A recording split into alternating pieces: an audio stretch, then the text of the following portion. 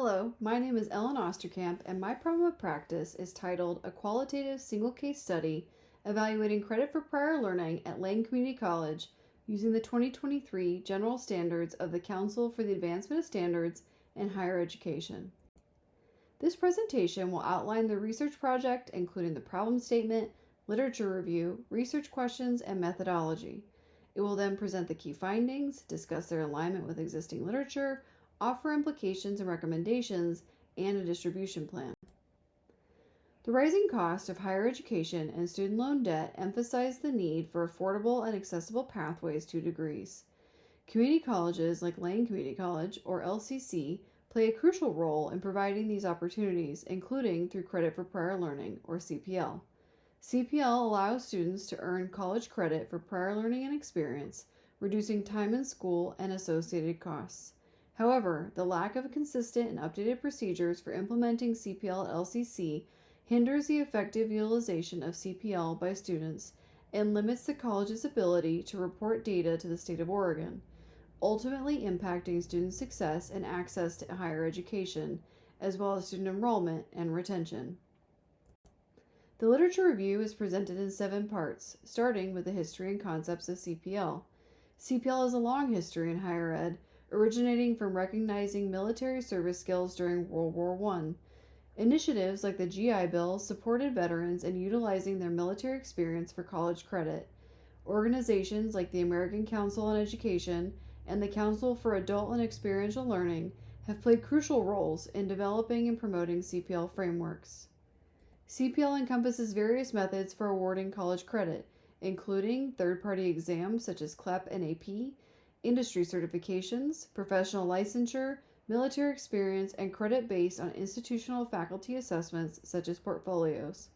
Inconsistent data reporting across Oregon institutions hinders a precise understanding of CPL utilization. However, those institutions who reported data found that significantly more CPL credits were awarded through third-party exams rather than through faculty-assessed methods like portfolios. CPL offers numerous benefits for students, including increased degree completion rates, reduced time in college, and lower costs. In particular, benefits underserved populations like military veterans, international students, and underrepresented minorities by providing them with equitable access to higher education. Studies consistently show that students who earn CPL credits are more likely to graduate, often saving time and money. CPL also empowers students by validating their prior learning experiences and providing them with a clearer path towards their academic and career goals. CPL can also significantly benefit higher education institutions. Studies have shown that students who earn CPL credits are more likely to complete their degrees. This aligns with Oregon's new funding model for community colleges, which incentivizes student success and degree completion, particularly among underserved groups like low-income students and students of color. By fostering CPL programs, institutions can improve student outcomes, increase retention, and enhance their own financial stability while serving a more diverse student population. CPL can play a crucial role in addressing a nationwide labor shortage by allowing individuals to earn college credit for prior learning and experience, accelerating their education and training. In Lane County, Oregon, a significant portion of future job openings will require post-secondary education or training by 2032. In offering CPL, institutions like LCC can help individuals quickly upskill and fill those in-demand roles, benefiting both students and the local economy. Implementing CPL effectively in higher education faces significant challenges, including organizational silos, inadequate student support services, and insufficient faculty engagement. Moreover, systemic inequities, particularly in funding and access to resources, limit CPL opportunities for students of color. Addressing these challenges requires clear communication, robust student support systems, and meaningful faculty engagement, including addressing concerns about faculty workload and compensation. Key strategies for successful CPL implementation include early student outreach through advising, targeted marketing campaigns, and online credit prediction tools. Designated CPL teams are also crucial for effective program management. The purpose of this study was to evaluate the programs and services in collaboration and communication of the CPL pathway at Lane Community College in Eugene, Oregon, using the 2023 Council for the Advancement of Standards in Higher Education Self-Assessment Guide for CAS General Standards.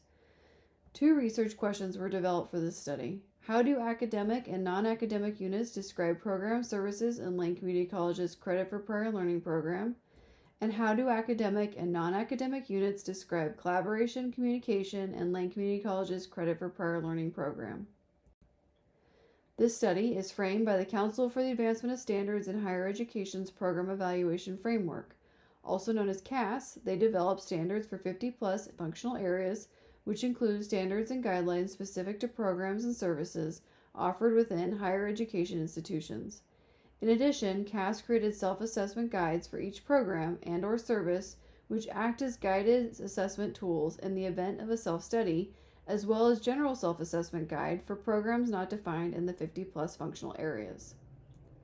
Each self-assessment guide includes a 12-part framework known as the General Standards, to be broadly applied to every program assessed, and then combines the general standards with program-specific assessment questions and guidance.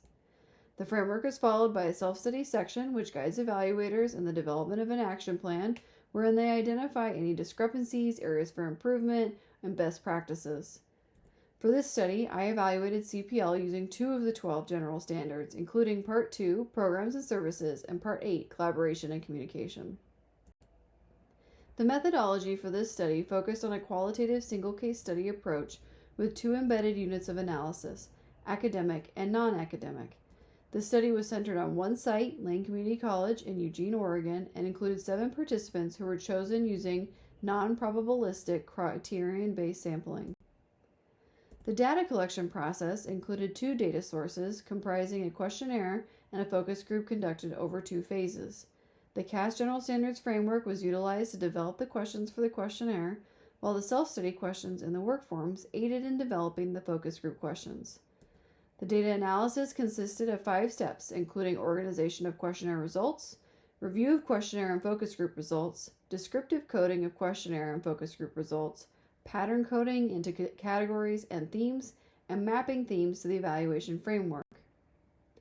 My analysis of both the data collected from the questionnaire and the in-person focus group yielded 4 themes and thematic statements. 1. The standardization of CPL structure. Participants noted that inefficient processes in CPL create barriers to student experience and success. 2. Resource allocation. Participants found that deficient resource allocation for dedicated support systems causes conflict and confusion. 3. Institutional transparency and communication. Participants stated that a lack of institutional communication and transparency creates barriers to positive engagement with CPL. And 4. External transparency and communication. Participants also found that a lack of communication strategies with external constituents and students creates barriers to positive engagement with CPL. This slide and table details the process of codes to categories to themes, thematic statements, and finally alignment with the CAS General Standards framework for Research Question 1 on programs and services. Themes were determined when they were noted by at least 50% of the participants. The first 2 themes are encompassed in Research Question 1. Theme 1 focuses on inefficient processes in CPL, which create barriers to student experience. As can be seen in the within case analysis table, all participants emphasized the need for standardized CPL procedures at LCC. Theme 2 focused on how deficient resource allocation for dedicated support systems causes conflict and confusion. This was noted by 6 of the 7 participants when they emphasized the need for centralized decision-making and alleviating workload concerns for faculty. The theme of standardization of CPL structure aligns with CAS Standards 2.1 Functional Area Goals and 2.2 Achieve and Communicate Functional Area Goals. Specifically, the CAS Standards for Programs and Services calls for areas to be guided by determined goals which align with institutional values and priorities and are assessed for access, equity, diversity, justice, and inclusion, while also defining institutional constituents. The theme of resource allocation addresses CAS standards concerning resource management and efficiency in Part 2.3, Program Structure. CAS Standard 2.3 focuses on the importance of organizational structure, resources needed to respond to the needs of constituents, collaboration with experts, and consistent alignment with institutional values.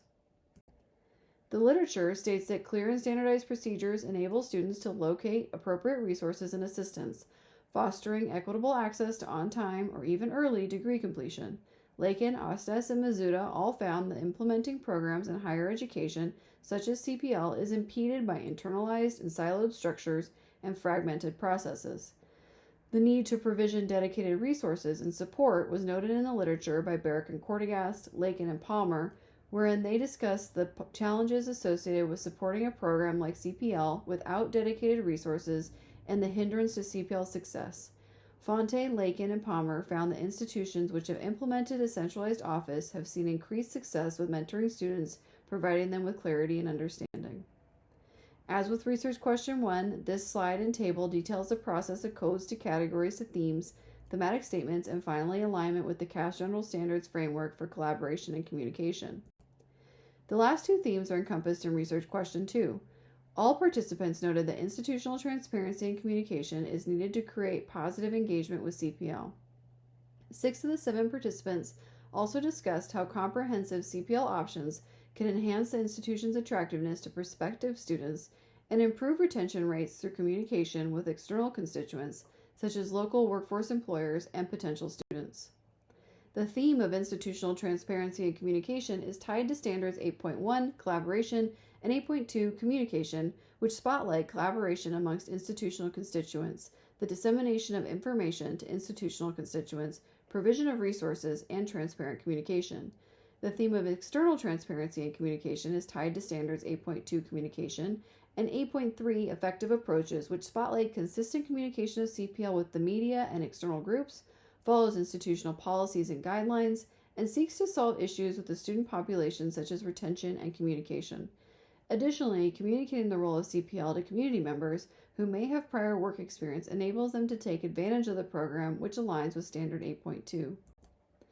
Lakin and Reynolds suggest that faculty skepticism often stems from concerns about academic rigor and the integrity of CPL assessments. Involving faculty in the development and review of CPL policies can foster a sense of ownership and commitment to the program, as noted by Osnes. Klein-Collins, Lakin, and Reynolds found that regular training and professional development for staff involved in CPL can ensure that everyone is knowledgeable about the program and its benefits to student success.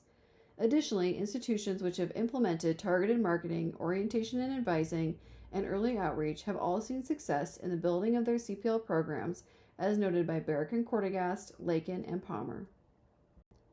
Presented here are the implications and recommendations of the study for 3 key decision makers. The finding in the study made it clear that financial and cultural support from college leadership is vital to the success of CPL, and recommendations include hiring or designation of personnel for CPL-related roles, investing in technological tools to facilitate CPL processes, and allocating funds for marketing, professional development, and other initiatives aimed at improving CPL. Academic and student affairs leadership can provide training to increase understanding and collaboration amongst college-wide participants. Trainings and workshops should cover 6 items: technical aspects of CPL, strategic importance of CPL to the college mission, creation of student-focused workshops and information sessions, integration with academic advising, data collection and reporting, and student and faculty support. The CPL leadership team can assist in the development in transparency processes in CPL across the college in addition to a robust communication strategy. 6 recommendations are made, including assisting in establishing consistent practices across departments, finding alignment with best practices across the institution, creating transparent policies which are easily accessible, generating targeted marketing campaigns, create clear assessment guidelines for CPL, and creating faculty champions. A targeted distribution plan has been developed for the key decision makers, where I will present on specific focus areas alongside a copy of the executive summary of the study.